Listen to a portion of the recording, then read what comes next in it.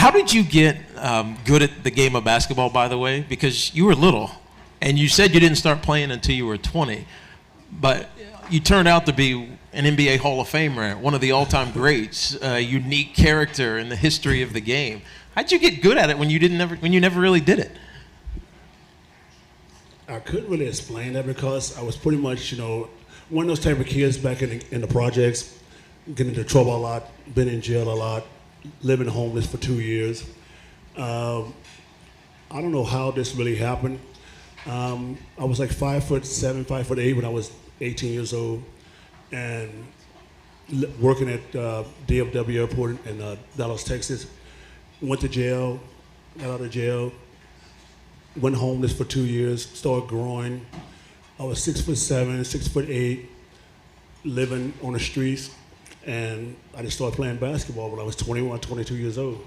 And so happened someone saw me in a gym in the projects and said, "Hey, do you like to have a scholarship to go to school?" And I'm illiterate, so okay, I go. But it was in a real royal country town when racism was really high back then. I mean, really big back then. Before, it's like when you hear people calling you the N-word, all kind of racial slurs and stuff like that, I thought it was just normal. I was so used to hearing it in being where I was living at, so I didn't give anything about it. But I just started playing basketball. I forget what was going on outside, my area. So it just came natural to me. Did you look at it as a way out of that, out of your situation that you were in, or just? I was so sublime about the whole situation. I was just thinking that I was playing basketball.